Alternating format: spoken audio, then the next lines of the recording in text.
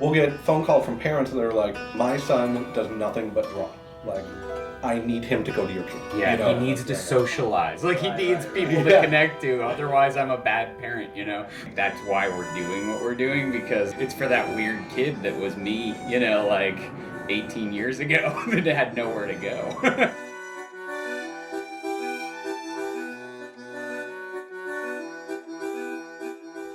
I knew I wanted to be a comic book artist when I was 14 years old, and there was nothing. There is literally nothing if you're under 18. We started renting here. We moved to OB almost a year ago, and then started classes in October.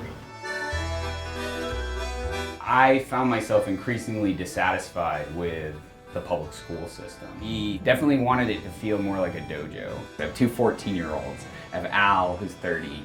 And they're all sitting in a class, and you'd imagine, like, any teacher in the world would be like, oh, this is, like, weird, it's kind of inappropriate. Like, they shouldn't be taking class together. It's got to be age-restricted, because that's what we've been told about education forever. Yeah. And, like, they're talking, like, they were best friends for, like, and they were all the same age. Like, they age didn't matter. That's how art is. Art is more like the free-flowing practice of a physical art form than it is like an institutionalized, like you gotta take this unit and then this unit. That's not what people want. Artists want community. If they have a story inside them, that's valid, and they should express that as much as they're driven to.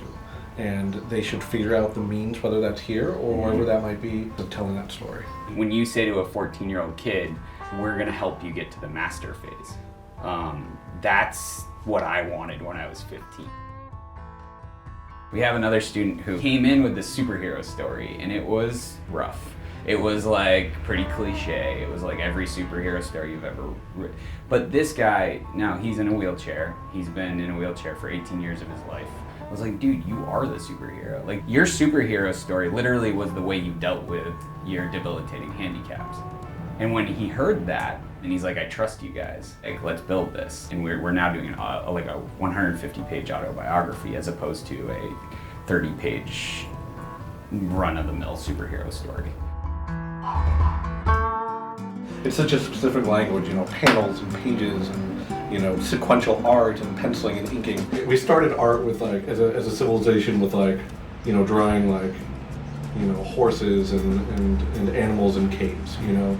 And I feel like what that tells me is, like, it's primal to who human beings are, is telling stories. My mentor always in New York always told me that there's two things that you need for an effective comic story.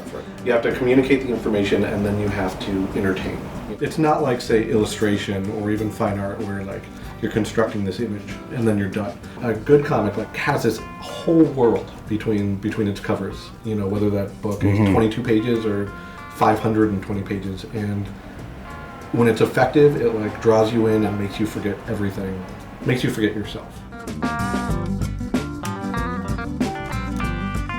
mean, when we were kids, it was a fight because it was unpopular. It was not a viable thing to do because only a few people did it. I think that when you're in a vacuum and you're having illusions about what the outside world is, like, that can be debilitating. And I'm like, come in, take a class, meet some people, like, work, be challenged. A lot of that is teaching them how to kind of think like artists and storytellers, you know, like, and to unlock that kind of bravery, hopefully, inside them to kind of just express themselves. We need a collaborative, we need cooperation, we need to love what we do. It's like they found, like, a home, you know, they found, like, a place to, like, belong. Yeah, exactly.